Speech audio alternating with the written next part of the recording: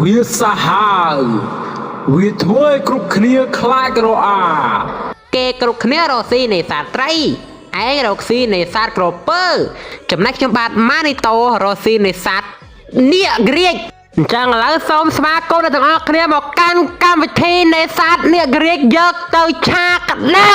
ដំបូងយើងត្រូវទះកភ្លៀងនាគរាជបកាច់ឥឡូវយើងនេសាទបាននាគរាជមួយហើយអញ្ចឹងឥឡូវយើងមកជួយគ្នាយើងនេសាទយើងដើរសិនអ្នកគ្នាហើយកន្លែងនេះ flick ក៏ទៅទះកូនម្ដាយគោះមួយទះបកាច់ហើយមកដល់កន្លែងនេះវាយបានមីនីអែកឯហ្នឹងស៊ីសាវេកអត់ទាន់អើយជំរឿបកាច់អាប្រូនេះបានសាវេកទៅពេលថាស៊ីស្រងមួយសាវេកតែឈាមយើងអស់អាប្រូស៊ីពេទៀតហ្នឹងអីយ៉ានេគរាជនេសាទយើងវិញឯអ្នកគ្នាតោះអញ្ចឹងដើម្បីនេសាទនេគរាជបានយើងត្រូវតែចិត្តក្តៅនេះចូលទៅនេសាទដល់ក្នុងទរិតទះពេលកភ្លៀវគោះបកាច់ហើយអញ្ចឹងឥឡូវសូមស្វាគមន៍អ្នកទាំងអស់គ្នាមកកាន់នេតិស៊ីសូឡូខៀលរបៀបឆាក្តៅទីដំបូងយើងត្រូវយកខ្ទះកាច់ងែដាក់ខ្លាញ់ប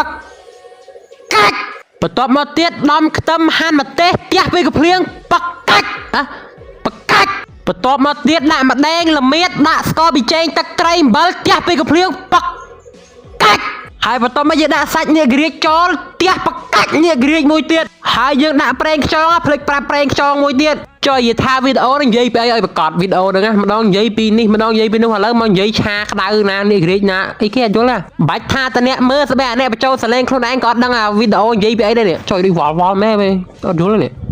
មកឥឡូវយើងមកសង្ខេបរូបមន្តធ្វើម្ហូបឆាក្តៅនាគរាជយើងបាញ់មិញណាទី1យើងត្រូវដាក់ខ្ទះកាច់ងែសដាក់ខ្លាញ់អូខេទី2ដំខ្ទឹមហាន់ម្ទេសដាក់ចូលបន្ទាប់មកទៀតដាក់ម្ដងល្មៀតអំបិលស្ករប៊ីចេងទឹកត្រីហ្នឹងហើយបន្ទាប់មកទៀតយើងត្រូវដាក់ប្រេងខ្យងផងហើយចាំយើងឆាមួយចុយមើលអែនចលាអញហើយបន្ទាប់ពីយើងដាក់គ្រឿងសព្វអស់ហើយយើងដាក់សាច់នាគរាជយើងចូលទៅបន្ទាប់ពីវាឆ្អិនហើយយើងត្រូវដាក់ម្រះប្រៅដើម្បីទទួលបានម្ហូបឆាក្តៅនាគរាជដ៏ឈ្ងុយឆ្ងាញ់Victory នេះហើយនេះគឺជាលទ្ធផលរបស់ឆាក្តៅនាគរាជរបស់យើងណាអ្នកគ្នាអញ្ចឹងអ្នកគ្នាស្ដាប់រូបមន្តខ្ញុំនិយាយហើយប្រហែលជាឆាក្តៅស៊ីកាត់អត់មើលទៅ